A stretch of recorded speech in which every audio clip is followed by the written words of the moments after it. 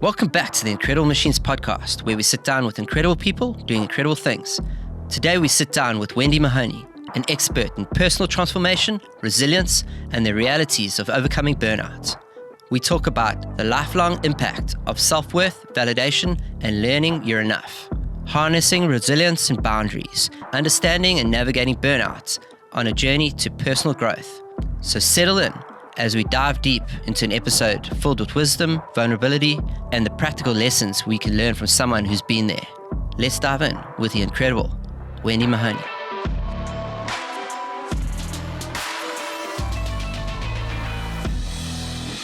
What would you tell yourself, your younger self, if you could go back and be that person to go, hey, Wendy, this is what you need to hear right now. You're 16. I think it's something that everybody needs to hear, that we're enough. You know, that there are no mistakes. The fact that we're here, we're meant to be here. I'm incredibly passionate about people being who they were created to be. I think because it took me a lifetime to peel back the layers to figure out who I was. And I'm really passionate about people living their destiny, their purpose. And I think when we have layers upon ourselves that are not necessarily who we are, then it obviously detracts from living our destiny and our purpose. So what I would say to my 16-year-old self is the same thing I'd say to anybody, is that you're perfectly enough as you are perfectly enough, because we always feel, at least I did, you know, having had 3 burnouts in corporate and having what I call an epic, midlife crisis where I did a massive crash and burn. It's because I was validating myself through performance. So I had to perform to be enough, and just realizing that you are just enough as you are. And I think it's something that a lot of us are challenged with. I love that. So schooled in Durban? Yes. University? Durban? Yes. Okay. And you studied? I studied, my initial degree was a Bachelor of Business Admin and Marketing. Okay. And then how did you end up, I met you after Standard Bank and at Advotech. Do you want to take us through your journey? And you mentioned a burn. I heard you say burnout there and stuff. How did we get there? Not sure where Standard Bank came in.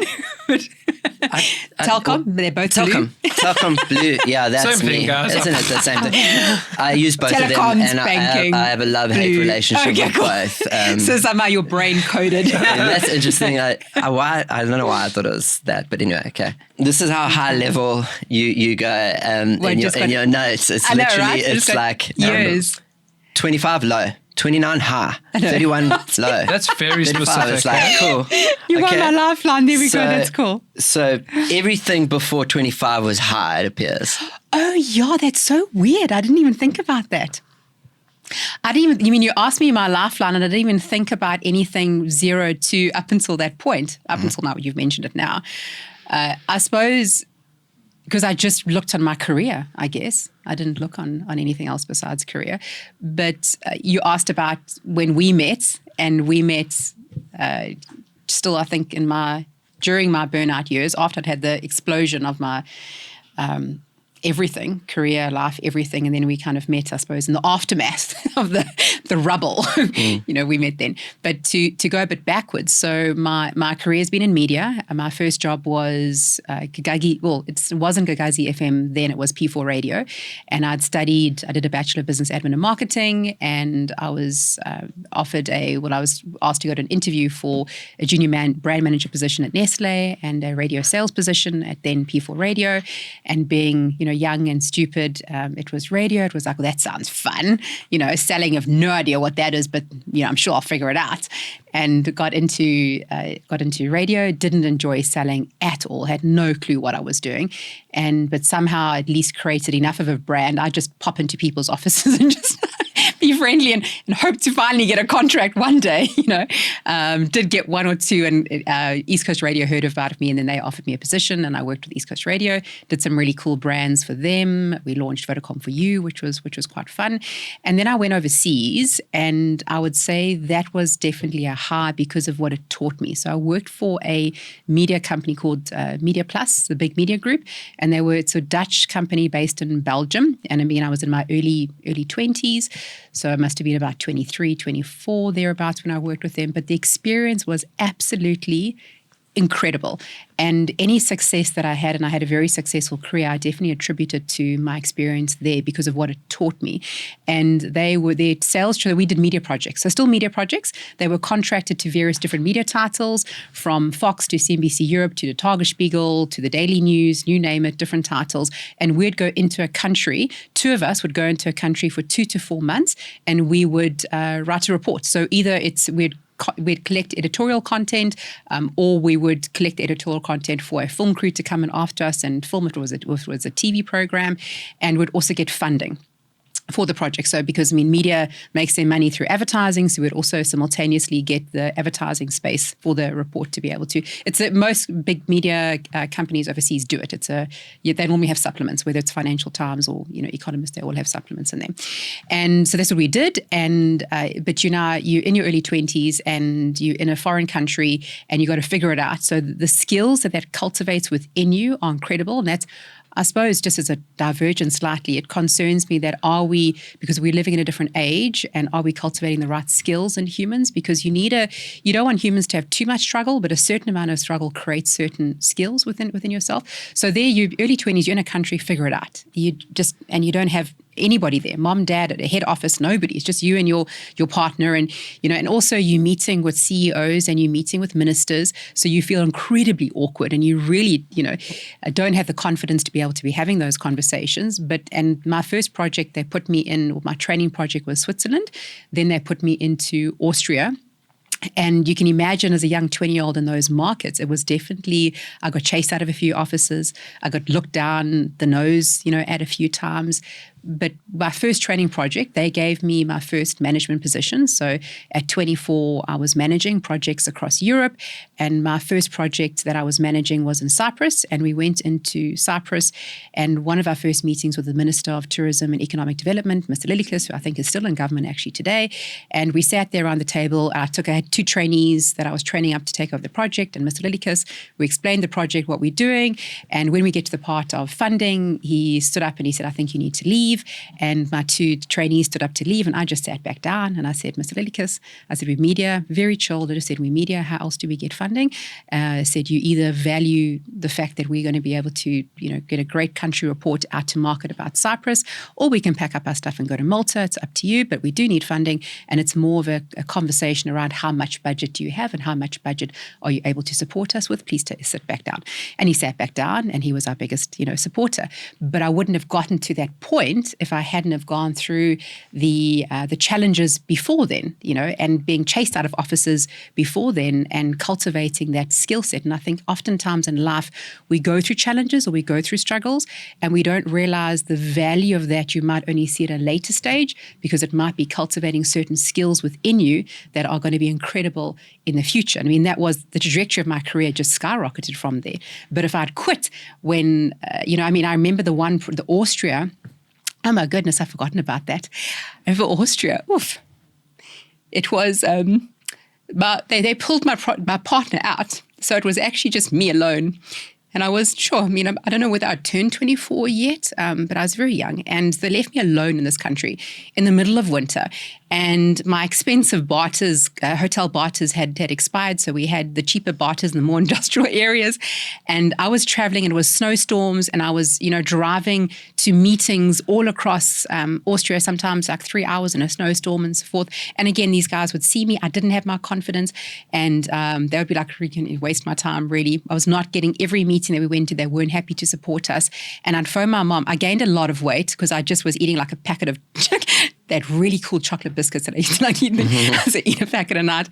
And I'd phone my mom and I'd be devastated. And she would say, like, baby girl, just pack up and come home. Like, just why are you doing this to yourself? And I could have just phoned the office and said, listen, tap them out, send me a ticket. I'll come home and I'm going to resign and go. I could have. And I just said, one more day, mom, one more day. I'm just going to do one more day. And I just kept on saying to myself, one more day. Like, if that's all I could focus on was I'll do one more day. And that's it. I wasn't going to commit beyond that. And somehow I managed to, get some revenue in. They sent in my manager at the time. This was before I was managing. They sent my manager in. And I remember we did this boutique. We went to this boutique bank, and there was a GM of this boutique hotel. And he did the commercial offer saying, listen, would you like to support part of our report commercially? And the GM just looked at him, and I took the contract away, and I went and sat down next to him. And I just said, listen, this is the value that you're going to get, and et cetera. And would you like, the quarter page or the half page, or which would you prefer? And he signed the contract. And it was just like that, everything changed, and somehow I'd learned from all of that. I'd figured out a system. I'm very much about efficiency. So I'd figured out a more efficient way through doing things. And they started to, from Austria, I can't remember where I went to after Austria. I think I went to Lithuania. I could have gone to Lithuania. And they started to send trainees to me to learn how to run a project. And they started to realize the trainees came back really organized, really structured, motivated, and knowing how to do things efficiently. And then that's when they said, we actually think you'll make a good manager. And I was young, I was 24. They gave me Europe to manage. So that was definitely a half of my career. And we did, as I say, cumulative time. I did projects in Hong Kong, in Poland, incredible experience for a young person. And also I didn't understand sales, and I didn't understand the process of selling.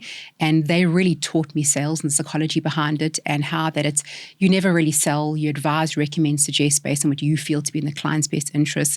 And I think that, when you get those telesales calls all the time, I always think, I wish somebody would just train you, properly on sales. It's such a great industry, and there's a low barrier to entry, and we don't train people sufficiently in that. And they trained me enough where I understood the formula, and I became captivated by it. And but then it was also a low. So that was definitely a high of my career, but it was also a low because I also had my first burnout. So I was so grateful to be given the position of managing at such a young age that I wanted to prove that I deserved it. And I'd also, before I'd started managing, I'd taken a really long holiday in South Africa because my brother had gotten married, and it was just awkward timing that it was after Christmas, and so I'd stayed longer. And they made me feel, I chose to feel guilty.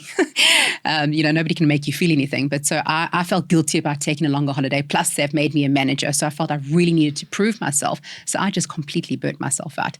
And I would travel. When you are with a team as a manager, you're giving a lot of your energy. So you're giving them a lot of energy. You're inspiring them. You're motivating them. You're in meetings the whole day. You still have to come back to the hotel, phone your other teams, check on them, send reports to the office. It was a lot of work. So I would do that the whole week. And then the weekends, I would travel to the next project and travel to the next project. And so towards the end of that first year of managing in my career, I remember speaking to one of my closest friends, and she said to me, I think you need a holiday. And I was like, well, because I just all of a sudden started waking up, and I didn't know burnout symptoms at all. I think it took us a very long time for society to even understand what burnout was. So nobody knew what was going on with me. I just was very teary. And you just start to feel hopeless, and you start to feel despair. And I just was very teary, and I didn't know what was wrong. And I said to them, well, maybe I'm not cut out for managing. Maybe I should actually go, maybe it's just too much for me. Maybe I need to go do projects on field. And they were like, no, we don't think you should go back and do projects. Managing is what you need to do. And I just said, I don't think I can do this anymore. And she said to me, just take a holiday. And I was like, I don't need a holiday. Like, how's a holiday going to help me now? I'm like, oh my gosh, it's so stupid now when I look back, and she was in Malaysia, and she was like, come to Malaysia, And anyway, I was like, well, maybe it's time for me to go home. So I came back home, and it took me, so that was about 25. And I took about 2 months out of life because that's how long it took my system to recover. So for about a month, I didn't leave the house at all because I just didn't have the energy to walk outside. Because I thought to myself, if I go to the shops, I'm going to bump into somebody I know, and I don't have the energy to even say hello or to answer their questions about how I am or what's going on. I was like, I didn't answer my phone, nothing. And then the second month, I slowly started to kind of normalize. And then got back into the working world. And then I had incredible success then with Trudon, which is owned by Telkom. Just to start before we get to the Telkom, because I think of burnout. So I don't know, I think we might have spoken about this, but I've got so the burnout's a very interesting topic, and we're going to touch on it because you said you've 3. Yes, So that was the first one. One of your superpowers. But does a phoenix mean anything to you? Because that could be that'd be quite interesting, because maybe your superpower is not the burnout, it's the rekindle, it's the flame, because that carries on being born. There's two questions that I came across. One is fairly arbitrary, but it's my question. So anyway, how many languages do you speak? Yeah, that's not one of my superpowers. So you're in because I asked because you're in Belgium and you go all these kind of Greece. Only English was what you communicated in. English and obviously being South African, we're taught Afrikaans at school, so Afrikaans, and then very bad Arabic and very bad Zulu. Okay, so you did adapt in there a bit. Then that was the very random question. Then this one is not random, but it might feel that way. What is your relationship with your father? You mentioned your mother. What is your relationship with your father? Okay. Let's see if you want. That's fine. I mention it. I'll tell you why I mention it is because we had Alon Reyes on the podcast recently, and he's like a wizard. He's incredible. I love Alon. And he's actually got he's working on little formulas to work out like what makes a good entrepreneur, what makes an incredible entrepreneur. And one of the markers is that you have an overdoting, or what is it, a doting mother or overcompensating mother, like that is like, and you said someone coming back to you, someone say, it's like, just come back, you'll be all right. Like one of my nicknames in my family is the golden child. So like I'm like literally my mom is that person. I love her to death. I love my father passed in 2016. So he was amazing. But the other marker is a constrained relationship with the father. And like Steve Jobs, all these successful, very driven entrepreneurs have this like difficult relationship with the father and an overcompensating mother. And I like, I'm still yet to be successful, I guess, in the way I want to be.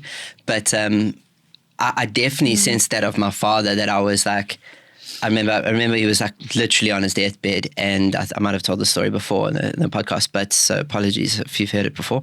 But he was worried about financial security of my mom, and that's all he was worried about. And I had to go through one of my ayahuasca ceremonies to understand this, and we can talk about ayahuasca later. But the if we get there, while he was worrying about her, I opened up my F&B app, and then the company account, I brought it up and I showed him what was in the company account. I said, Dad, don't worry, I've got this. We're good. We're going to be fine. And he looked at me and he just dismissed me. He's like, pfft. And he probably had good reason to, because he knew my mother's spending habits, and that wouldn't have helped at all. But like all I was looking, I really didn't like it when my father came to any events, any games, any heats that I had to surf and that sort of stuff, because he just wanted me to be better. That's what I take it as. But he would never give me a compliment. He would just say, he would tell me what I did wrong.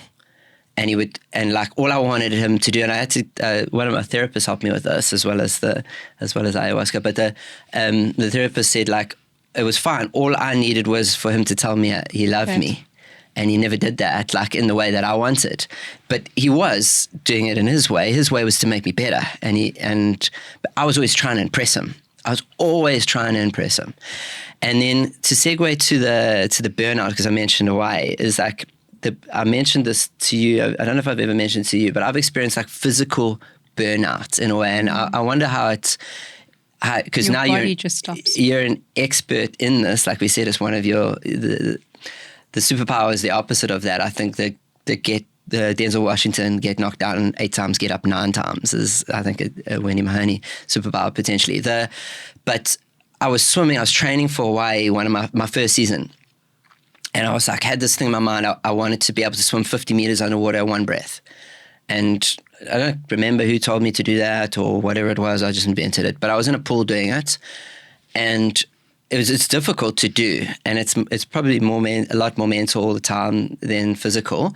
But the first time I did it, it was like a 12.5 meter pool. So funny enough, that's actually more difficult to do, I think, because you do it a lot faster because you push off the wall, and that's energy instead of just gliding on a 25 meter. It's my theory anyway. But I got to the last spin turn underwater, and I pushed off the wall, and in that moment, I didn't need air anymore. Like, I didn't want it. I was like, I didn't need it anymore. It was so difficult. Everything was hurting up until then. And it's really terrible until I got to this place where it's just like, oh, it doesn't matter. I don't need air. I'm going to do another lap. And then for some reason, at least in this version of the simulation, I said, no, I committed to that many lengths. I'm going to stand up at the end at the end of this length, like I said I would, and I'm going to take my breath. And I did that, but I didn't. There was another part of my brain saying, no, you could do another one. You could go do another one. Come on, you could do it. You don't need air. You've got this now. You've wrapped your head around whatever it is and you've beaten it. And as I stepped up, it felt like the Looney Tunes circle came into my vision, like it went black in a circle like that, until it got very thin. Guys, I'm holding my hands for those of you listening, holding to show a circle in front of my face. But as I took a breath, that circle opened, like opened up again, and I was like, oh my goodness, I just almost passed out in the pool. In the pool before Hawaii, like I wouldn't even gone. That was my dream, to go to Hawaii and all that sort of stuff. And I felt that was a physical example, manifestation, or whatever it is, of what burnout actually is. It's like people are telling you to take holiday. Everyone's telling me to take air. I was like, I don't need it. I'll just do it. And I got out the pool immediately then, and I went, because no one was watching me either. And that's one of the things, guys, if you're ever doing water training, breath holds and that stuff in the body of water, you've got to have someone watching you. So a safety person like that. And again, that ties into the physical and that. But do you have that now? Do you have accountability buddy now that watches your burnout? Is that one of the things you do? I'm my own accountability buddy. I definitely, my third burnout was a more physical one. So I definitely appreciate your illustration. And in terms of the Phoenix, I think, I do believe one of my favorite books, which I'm sure I would have recommended to you, is Many Lives, Many Masters by Dr. Brian Weiss, which a good friend of mine actually recommended to me, and was just such a paradigm shifter. And I really do believe that everything in our life is orchestrated in a way to enable us to develop the skill set that we need to live our purpose. That's my belief system that I believe. So I think everything in my life has been orchestrated that way. I definitely do know the research about, the models about that our parents, play in our lives and how that impacts us, and in terms of success and how they can cultivate a drive for success. So I absolutely resonate with that. And the emotion I expressed earlier with my father is that he passed away end of last year. Yeah. So it's not unresolved trauma. It's just still a bit of grief processing that. No, it's fine. He definitely did love me. I knew that. And he definitely was very proud of me. And so I'm very grateful at least that I had those things. But he wasn't very present. So I think, that's just because my folks got divorced when I was very young, and when I was 3. So we lived in Maritzburg, and then they got divorced when I was 3, and that's when we moved to Durban. And I suppose also geographical separation, and just, and my mom didn't make it very easy, and, all of those sort of dynamics to play. So he wasn't very present in my life at all. So, and I think I somewhere along the line learned to validate myself through performance. So performance validated me, and I got my enough from performance, and I was accoladed for being a smart kid. And I think I always just, in terms of burnout, is that historically, I haven't had that mechanism to stop before you fall over. I'll give everything of my body until I fall over. So that was behind the burnouts, was the warning signs are there, but I didn't listen to the warning signs, because I will just keep going, until your body just goes, cheers, see you later, So that's what happened, is just learning not to give all of myself. And do you still do that? It's something, look, I call myself, I don't know if I'm ever fully going to be reformed, I call myself a workaholic in remission. So I'm on a remission program. I am very strict with my boundaries. So I work 8 to 4. I don't have meetings after 4 o'clock, even though people really try really hard to do meetings after 4. And then I'm on the promenade. I'm on the Umhlanga promenade every afternoon walking. That's my defrag time. That's my nature time. That's my well-being time, And I do. So even though I have that tendency to push myself, I'm certainly nowhere near what I used to be. And I definitely pay attention to the signs. And I definitely, if I need rest, if I can feel my nervous system is dysregulated because I've had a really busy or really stressful week and I'm stretched, then I do allow myself the self-care. And I don't think I did allowed enough self-care beforehand. So you mentioned the Phoenix. I tell people my story so they can learn what not to do. I don't want people to emulate what I did. I want them to learn and not do it. And so I don't want people to be the Phoenix. I don't want to be the Phoenix. I'd rather be the eagle. And that's also the symbolism behind our company logo, is half the butterfly wing for transformation, of dealing with your stuff and figuring out how you are, and the eagle soaring on wings like eagles. So I want to get my strength from within and from above, as opposed to the eagle crashing and burning, which I don't think is a great way to live, to be honest. And now the beauty of where I've gotten to in my life journey so far, which I think is really important, again, in relation to AI and data and tech in terms of cultivating our human skills, is we're living in an increasingly chaotic and uncertain world, and that the chaos and uncertainty is going to continue. So how do you live in a world where you have so many unknowns of what the future holds? The only way is where you're not getting your strength from the outside world. So you're not getting, in my case, validation from the outside world, or, through whatever it is, work, relationships, whatever you're needing. My strength comes from within. So it's that anchors me now. So I know, because my strength comes from within and from above, and that's the whole symbolism of the eagle, which is Isaiah 40:31. Those who hope in the Lord will renew their strength. They will soar on wings like eagles. They will run and not go weary. They'll walk and not go faint. So that's my motto. That's how I want to live my life, where I've got strength inside and from above through that connection. And then you're agnostic. You're agnostic in a sense that it doesn't matter what happens around the world. It doesn't matter whether you lose the love of your life. It doesn't matter whether your business folds. It doesn't matter what happens, because you are grounded, you are anchored in that strength from within and from above, and knowing who you are, knowing what your value is.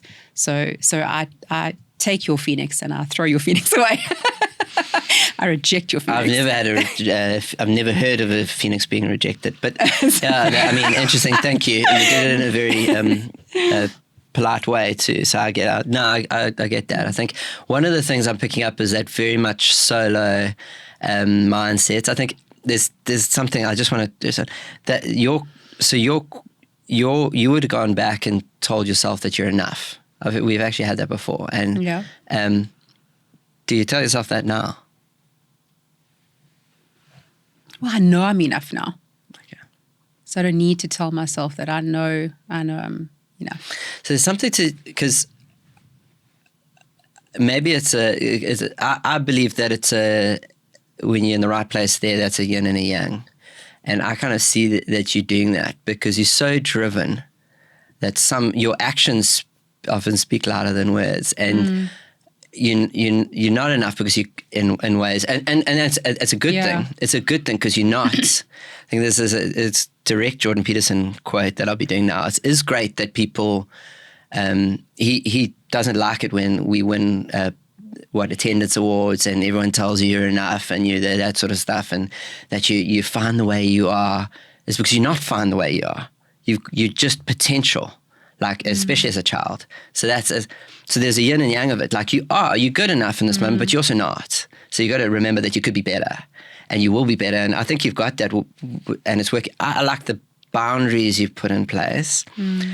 I came up with it right now in the session. I think accountability buddies are good, and I'm going to look for my own one. I can't tell you what to do, but I think accountability buddy is like someone watching me swim. Is the best practice, and someone go like, hey, am I making sense right now?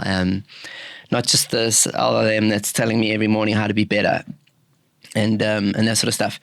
There was this that came up. That's what I was deferred to Google. It was in an Alex Hormozi episode that I listened to recently, and I just love it. And it's something you said triggered me to go to it. It's hard times create strong men. Strong men create good times. Good times create weak men, and weak men create hard times.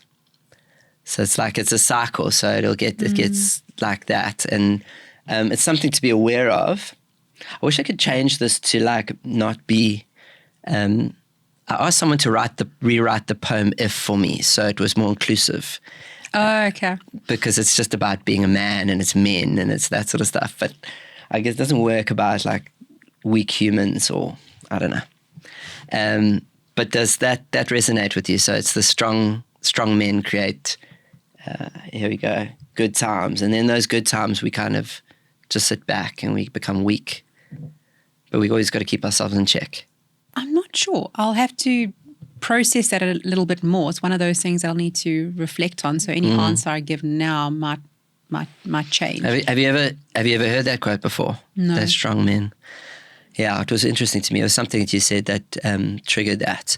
In terms of the next burnout, I don't know if you want to go through it, if you've covered a lot of it and how to deal with it. I think there's been some great things that you've put in place, but was there any other learnings that you've got in the burnouts that you've done? Well, remember, I had 3, so I'm a slow learner, clearly. I didn't figure out that, there was a problem until I got to my 3rd one when I was hospitalized.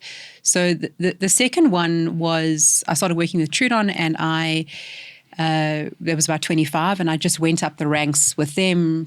Started off as a sales manager, then went into key accounts, moved to Joburg with them. Key accounts manager, was in Joburg and won various awards. So I was always very successful, and won various awards, and was then I did have a gap in service where I went to the UAE, launched a magazine in UAE, and I moved to Australia with my then partner, and then I came back. And when I was back, Trudon then offered me the regional executive position for KZN and I think 1 or 2 other provinces. And then I was, if memory serves me correctly, I was 29 when I was offered that position. So, and my partner and I discussed it. He was in Australia, and we decided that I would take the position because he would then return to South Africa afterwards, and it makes more sense for one of us to have a stable position. So, took the position. But I also was a complete workaholic. So I used to work 8 o'clock in the evening. You want to lead by example. You want to, set the precedent. I'd work every evening until 8 o'clock. I would work on weekends. I'd come into the office on a Saturday and a Sunday. And then my holidays, I would travel to Australia to see my partner. So, plus also remember there were a few gaps in between where I had moved from Durban to Joburg, and then I'd packed up my house in Joburg and I'd moved to the UAE, and then I'd gone to Australia before that, and then afterwards I'd packed up there and then I'd come back. So there'd been a few moves as it was. And I think I was about 31 years old, so I'd been in the regional position for, if memory serves me, I think it was around about 2 years.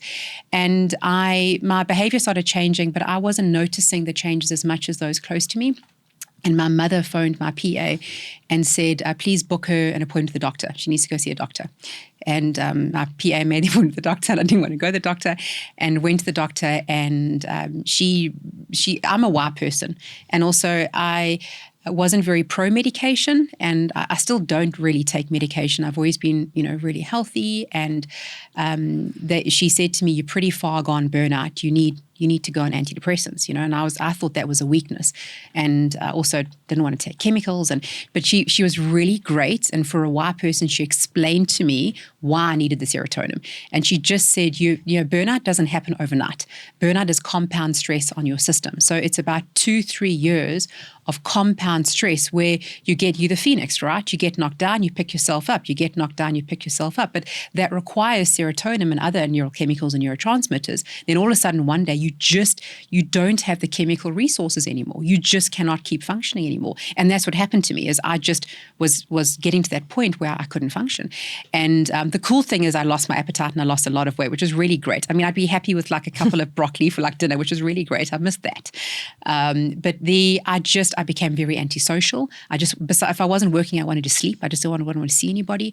I just felt... Because of the medication or before? No, this is before. Okay. Before. these were like some of the symptoms. So some of the symptoms, I just was very sort of teary. You don't feel happy or sad. You just feel despair. It's like a neutral kind of feeling. And the world just looks grey. You just didn't see, and you start to feel like that. I think the worst part is that despair, that hopelessness, because as long as you can have hope, you can navigate anything. When you lose hope, then it's very difficult because you're almost at the bottom.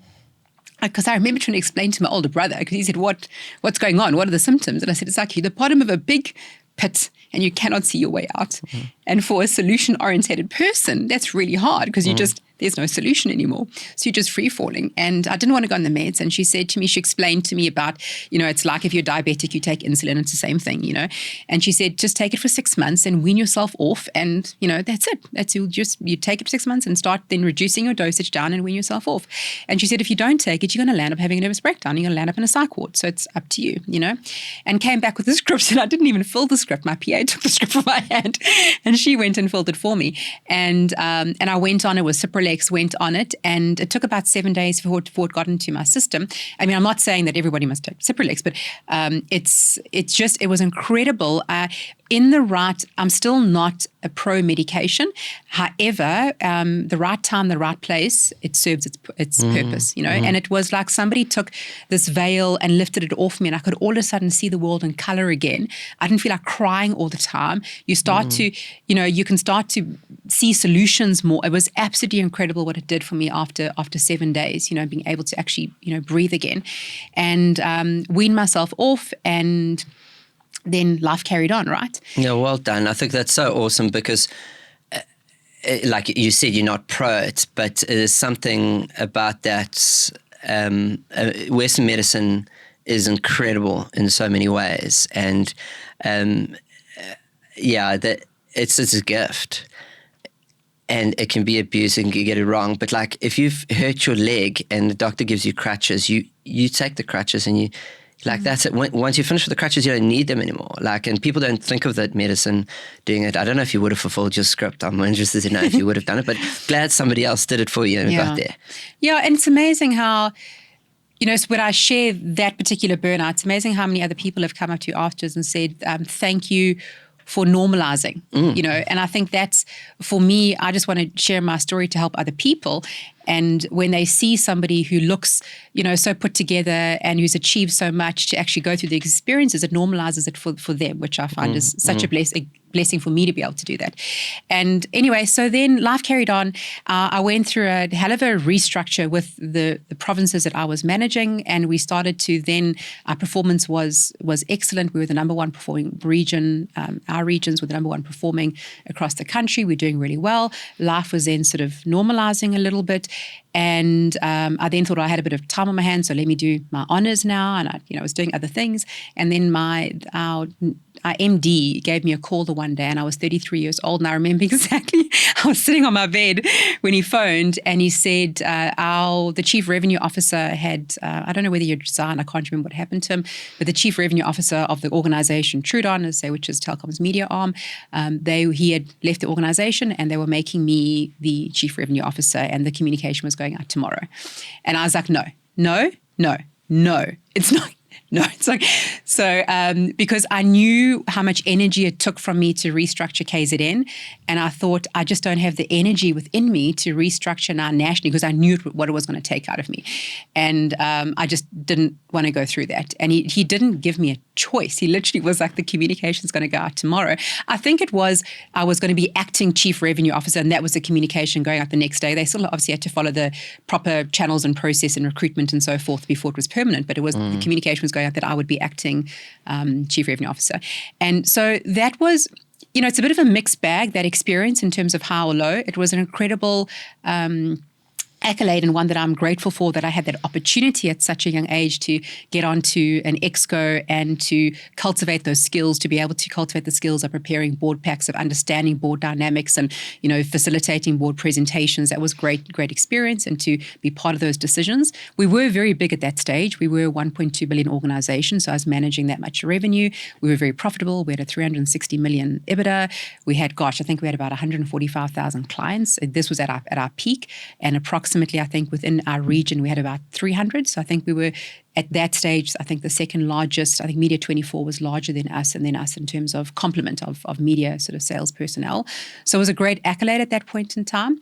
But bearing in mind, I'd also decided I was going to do my honours. So I was doing my honours that year. Plus now I'm taking over this acting role. Plus I still was regional.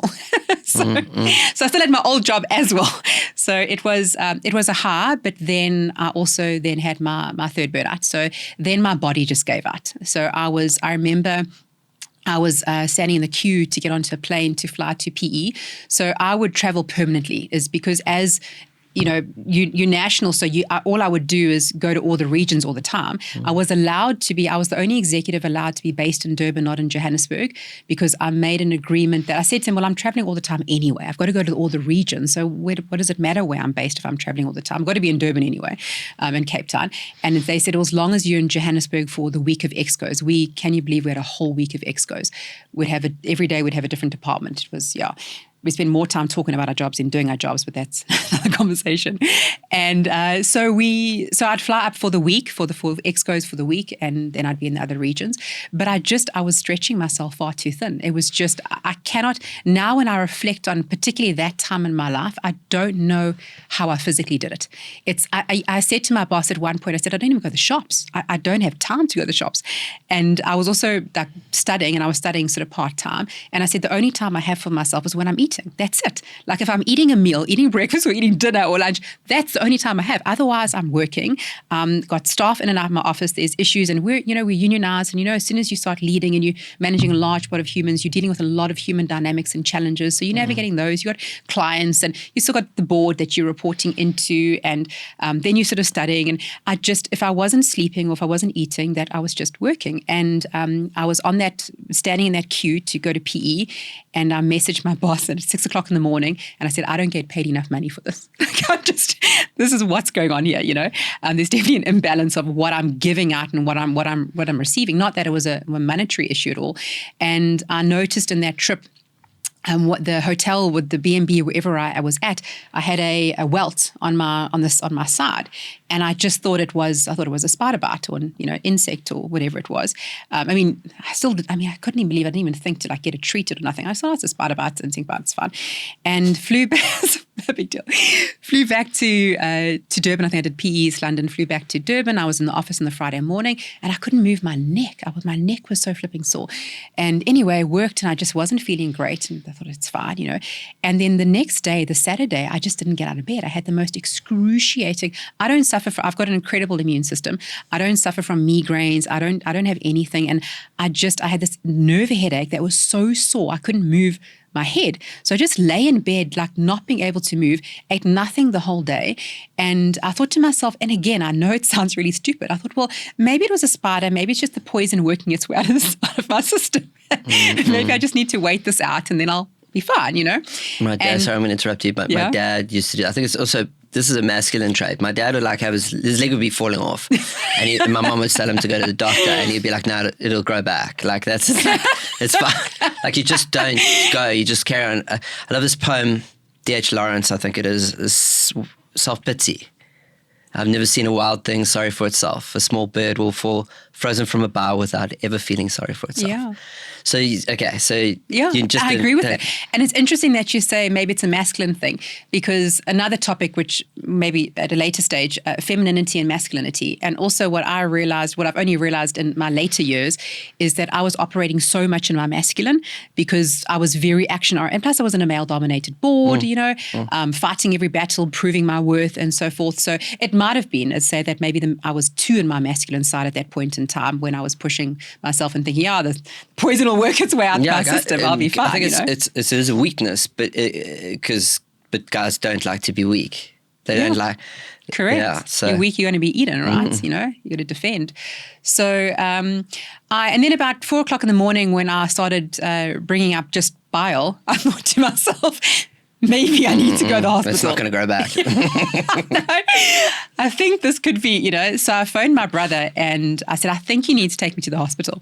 So he arrived, absolute sweetheart. He got in the car and came straight over and he opened the door.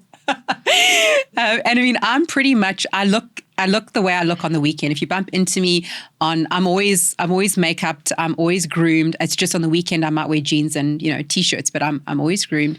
And so he opened the door and I had no makeup on. I had my hair pulled back and he's like, sis, you must be ill. That's when you know there's a problem. And I was like, so he took me to the hospital and anyway, they didn't know whether it was either meningitis or shingles. And they asked me our symptoms, and I said, because it was just this nerve headache. It was an incredibly painful nerve headache. And she had anything else? And I said, yeah, I've got this, rash. I don't know, spider bite or whatever. I'm going to show it. And she's like, oh. Now the rash had then spread across the whole left side of my body. Anyway, but when they put that pethidine drip in me, promise you, I could have married that pethidine. When it went into my system, that nerve headache, oh my gosh, it was incredible. So my body just gave out. It was just this, and this wasn't, previously it was, I probably could have gone on antidepressants the first burnout, but I took enough time off. So I think if you got time off to regulate yourself, you're okay. The second time I couldn't take time off and, I needed the medication then. The third time it wasn't so much, interesting enough, the symptoms weren't those emotional symptoms in terms of serotonin. It was just my body was saying, cheers, see you later. We cannot be pushed to this level, Which one was it? Which one was what? Was it shingles or? Shingles. It was. Yeah, it was shingles. Yeah. And it's just immune system response. Yeah. It's just your body just getting at its tether. It's just, it's had enough. You can't keep pushing it like that. And anyway, that's when I should have paid attention. That's when I should have listened to the signs. And that's Oprah's got a video which is really lovely, which is one of my favorites. And it's a short video. And it's, first the wind blows and it's gentle. You don't listen to the signs. And then the wind gets, harder and you listen. And then you get knocked outside the head by a ton of bricks. So yes, I always say to myself, the reason I tell my stories so that you can learn what not to do. And I think I had an epic midlife crisis because I was a buffalo that needed to be taken down with hectic tranquilizers. Because I'll just keep going, like the Michelin Man, or what's the other thing that just keeps on going? Duracell that's the one, yeah. The Duracell bunny. I'll just freaking keep going. And that's why I had the burnouts, is I had no mechanism to pause. I would just fall over. And I should have listened to the signs then, and still I didn't. And, oftentimes we start to feel stuck in our lives and we think it's something outside of ourselves. It's our job, it's our, and sometimes it is, but more than likely, depending on your symptoms, it's normally there's inner work that you need to do within yourself that, and we blame, we can maybe exit ourselves from a relationship or exit a job, but it's inner work. And a friend of mine said to me, why don't you go see somebody? And this was before I studied neuro-linguistic programming and before I understood that 95 to 97% of us is actually unconscious. We are LLMs. We are just supercomputers. So we actually operate on very few, on 3 to 5% consciousness. So we just have these programs that are automated and run our lives, right? So I didn't know all of that stuff. And I thought to myself, what is the point? I'm so analytical. I know my stuff. What is the point of going to go see somebody, speak to somebody? I just did not see the logic of it. And I should have gone. And I was offered a position by CNBC and Forbes Africa, and I accepted that position. And I shouldn't have done that, but I did. I accepted the position, and they said I had to be based in Joburg. So then I moved from Durban to Joburg, and I lasted with them, I think, just under about a year. But I think the tension, the psychic tension that was happening within me of just a lifetime of stuff that I never dealt with or never processed or anything, just was getting to that tipping point. And they say, they call it sublimation, when that psychic tension starts to then creep out into other things. And that was what's happening. And I had an epic midlife crisis where I left CNBC and Forbes, not in a great way and not in a way that I'm very proud of at all. I was in a toxic relationship in Johannesburg, and I was making some really poor decisions, and I exited, and it took me, so it was a high being in that position, and learning and having those opportunities. But then what followed was, I think I had a low for a number of years. I think I left CNBC and Forbes at about 37, and I was commercial director looking after sales and marketing for Africa, and left at 36, my lowest point, because I denied anything was wrong for about a year, and my life was just chaotic, and I denied it, and I was developing an eating disorder. I had bulimia. I developed a drinking problem, because it's all the psychic tension that has to go somewhere, and you sublimate it on some things, and also you're feeling chaos within yourself, and you're needing to control things, and so you control other things. You control like you're eating, or you know, and eventually my 37th birthday, I got to my lowest point, and that's when I got on my hands and my knees, and I said, fine, I'll do the work I need to do. Clearly, I need to have work to do. And that's when I became fascinated with the mind. And you asked about me reading earlier. I read every book that I could on the mind in that year. I do not know how I consumed so much material. I would read, so I wouldn't sleep some night. I would just read every book I could, understanding, because again, I'm a why person. It's what's going on here. Like I don't understand my life. I don't understand these choices, these behaviors. I don't get it. What's going on? And discovered obviously all of that theory from understanding it, then started to study NLP and became a practitioner, master practitioner, accredited trainer, studied in the US and Australia, and just went down rabbit holes until I eventually said, pause, but that's another conversation. But yeah, it took me, I'd say, from about 37 to about 41 of being in the valley. Of being in the valley, of dealing with my stuff. And I'm not saying that everybody will take that long. That's my journey. I say learn from it and have a shorter journey. And also, I didn't listen to the signs. I created that myself, And yeah, I had some lows then. I said 40, I nearly got married, which is another story, to that. And 41, I had at least when I left corporate, I had accrued quite a bit in savings. And while I was trying to find myself and start various businesses. And 41 was when I pretty much savings were depleted, and I had to face all of my money fears and money insecurities and so forth. So yeah, and then since then, it's been pretty cool. So you mentioned all the work, the 4 years of work, and then I think we've talked before about Joe Dispenza, but we alluded to earlier the ayahuasca. Yeah. So and did that help? Is that fast forward? I've heard that psychedelics can be 1,000 hours of therapy in one session sometimes. I've experienced it probably, that to be the case for me at least. Has that been helpful at all? Yeah, absolutely. So I've done ayahuasca twice. I've done hero's dose of psilocybin, and I've also done MDMA therapy. So and I think one of my lessons, I'm a big fan of neuro-linguistic programming. I'm a very results-orientated person, and NLP, if you're going to a practitioner who's adequately qualified, it's transformative, and every session is transformative, but it's cognitive. And you need to do some kind of cognitive work and somatic work simultaneously, because your body is an extension of your mind, and your nervous system gets programmed at a very young age. So your nervous system also needs to learn to be regulated, which is different to dealing with your programs and your mind. So I did years of NLP, and I say we're an NLP training institute. It's a methodology I love because it's results orientated. So NLP is great for you to come to consciousness, to start that journey of coming to consciousness, to figure out your duck feet, because you think you're running your life, but you're actually not. The duck feet, which is your unconscious mind, is actually running your life, and your unconscious mind is a really good servant but a poor master. And most of us, our unconscious mind's our master, and then we think that we're actually, that you're living your destiny, but you're actually living your fate. So it's great, but it takes you up until a certain point. And then I think you need somatic work. And where I like, ayahuasca, psilocybin, and those things is that it deals with the somatic work. And so I mentioned briefly just now, so I was meant to get married at 40, and that was the same partner who was living in Australia when I was traveling backwards and forth before my second burnout. Actually, our first breakup was around that time when I had that second burnout, which was also a contributing factor towards that, because we had agreed that he was going to come to South Africa after he had got his passport. He was only there to get his passport, and he changed his mind at the last minute and decided that he was going to go back to Jordan, where he's from, and not South Africa. And that was our first breakup. But, we had an interesting relationship over the years. We met 2007, started dating 2008. We had a few get back together in a few breakups. He was the love of my life. I loved him with every fiber and cell in my being. And I actually packed up my life he proposed in 2018. 2018, that's when we reconnected, and then 2019, he proposed when I was 2019. One of our other breakups was when I was hospitalized with shingles. He was actually meant to come to South Africa the next day, ironically, for a 3-week vacation that we had planned to Cape Town in the Midlands and so forth, and he moved his flight out by a week because he was concerned I had meningitis. I should have known then, look, there were many signs. I clearly do not listen to signs. It's a carnival.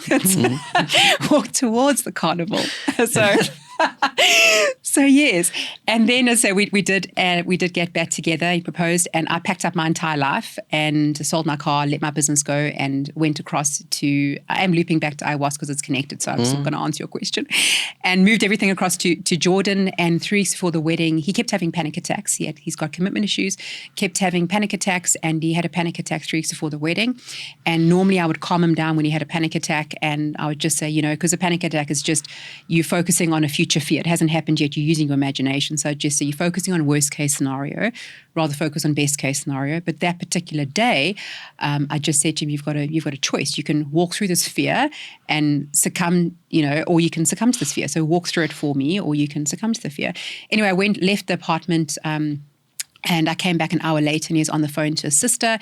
And I said, "What?" In Arabic. So I said, what's going on? So he said, no, he's telling his sister that he's called off the wedding. This was the second phone call he had made before he'd even told me, which is great. And he had booked my flight that evening.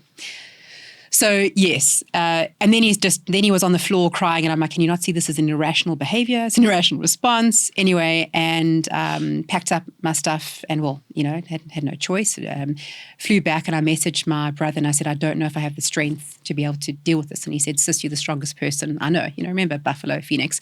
And it was the only time in my life that I actually have been suicidal, because I just didn't have the energy to rebuild my life. I just thought to myself, I've consumed, I know what rebuilds, what I went through, from 37 when I got to my lowest point, and I said, I'll do the work, and what it took. And I thought, to rebuild my life again, I don't know if I have the energy for that. But you just take one foot in front of the other. And I think it was one of my 4 brothers, and one of my brothers, we're particularly close. And he had lost his father not too long before that. And I thought I couldn't inflict that pain on him. And that was the main reason I didn't at that point in time, was I thought I couldn't inflict that pain on him. But I'd planned it out and everything. And anyway, it continued, and somehow I rebuilt my life. But now, so that was when I was 40. And so I did my first ayahuasca beginning of my 41st year. And it took me about a year and a half after the wedding was called off for me. I did therapy. I did a lot of therapy. Then I was an advocate. And then I was like, no, we go big or go home. I was doing like 3 sessions a week. I was like, deal with the stuff, get the stuff out of my system. Let's go. And about a year and a half of doing therapy and everything. And I did the first ayahuasca. And my intent with the ayahuasca was just release within me whatever is binding me to this relationship, whatever is binding me. And I had this experience where I almost felt like air bubbles were moving up my body. And then I just purged. And I think I was only able to, after that ceremony, was the first time in my life I think I've ever been able to properly date. I don't think I ever actually properly dated before then. So it was definitely transformative and did something somatically, whatever your belief system is. I mean, it is a plant medicine. I'm not sure. I mean, we know some of the science behind it, but again, whatever the listeners want to research or believe, but that was my experience. And so it played a big role in that. And then I did my second one beginning of this year, I think March this year, I did my second one. And I did then the psilocybin, as I say, about May this year. And then interestingly enough, my shaman, who's incredible, and I asked for a lot of referrals before I decided to go down this route. And I also did a lot of research before I went down this route to understand the plant medicines and how they work. Followed him on social media for about 2 years before I decided to journey with him. And he said to me, with psilocybin, and remember, it's very different when you're doing a healing journey as opposed to a recreational. Healing is very different, and it's especially when you're doing it with a shaman, which is very important. Who you do it with is really critical, because they hold the space for you and they set the intent and they guide you, and they're your accountability partner in the process, right? And and all these medicines do is they bypass your critical faculty. They get you into an altered state of consciousness, which in itself is very healing. And I took 8 grams of psilocybin and nothing happened at all. And DMT, and nothing happened. And he said to me, you know what? He said, I don't think your issue is your spirit, your soul, your mind. He said, the issue is actually your body. Your mind is so strong that the plant medicines, because the second plant medicine I never had an altered, I did have a physical experience. I had the second time a physical purge, but no altered state at all. And he said it was the mind. And I would never have considered, I've never done recreational, drugs, medicines, anything like that. And I would never have considered MDMA therapy. I did a lot of research. There's a lot of research out there. Did a lot of research into it. He explained to me why he thought that it would be of value to me. And anyway, I did that and it was absolutely incredible. Absolutely incredible. So now I've realized that in my journey, I don't know if we ever get to 100% wholeness. I don't know. I'll let you know one day if I get there. I think I'm 80% of the way there, but there's still like a 20% gap. And that 20% gap is my nervous system, really regulating my nervous system. So, which is what the MDMA supported me to do. I am in France in a week's time. And I'm doing holotrophic breathwork, which is the founder of Stan Groff, because I'm trying to find methodologies that I can guide other humans to do without having to do any medicines. Because some people are just not comfortable with that, and I respect that. And also this is Wendy, the person, not Wendy, the MD of a company. So if I'm Wendy, the MD of a company, I'm absolutely not going to advocate for these plant medicines. Wendy, the person, sure, I'll tell you my story, no problem. But with a client, I want to rather do things that are not plant medicine based. So holotrophic breathwork is a way that you can get into an altered state of consciousness and deal with stuff that maybe you don't have any awareness that you actually got to deal with in your actual body. And then I come back and I'm doing another workshop with my shaman, which is something different, which I'm trialing also for corporate, which has got nothing to do with plant medicines. It's a series of activities that create psychic tension and push your authentic nature out to the forefront, which I'm very curious to try. And then once I've done it, I can also then recommend that to corporates.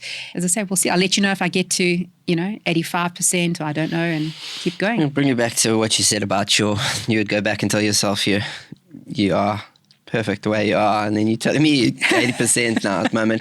So I'm going to I've got a bunch of questions, but we're going long on time here. The ad that you picked, or the campaign you picked, I loved, and it'll be in the show notes, guys, so you can go and see it, but it's Apple's Mother Nature campaign, 2030 status. And we'll be transitioning from Mother Ayahuasca to Apple and Mother Nature. So there's something there. But why did you love this? Why did you suggest this? It was different. I'd say it. I mean, I know Apple's known for their Think Different campaign, and even that famous Steve Jobs speech. And it was just very. Tim Cook was so bad in it that it was actually refreshing because it was so bad. It was so authentic, and I'm not sure whether he's like that in real life or not, but I loved the fact that he was so bad. It was just... It felt like he was. It felt like he is. Like he is like that. Awkward. He was really awkward. Brilliant. He's got your superpower. Yeah. And it's just, you're taking a dry topic, you're taking an integrated report, which is really boring to report on, an integrated report and how you're doing in certain areas. And it was fun, and it was humorous, and it was lighthearted. And I just thought, that's creativity, right? It was novel, it was creative, but it also is branding, because they're also saying, look, we support carbon neutrality. Look, we support, Mother Nature. So they were also getting branding in there for their brand, which is great. And they were also branding themselves as doing something really creative and different, which is also what a large part of their brand stands like. But there was no overt branding, which was really smart, which I like. I like that clever kind of like selling.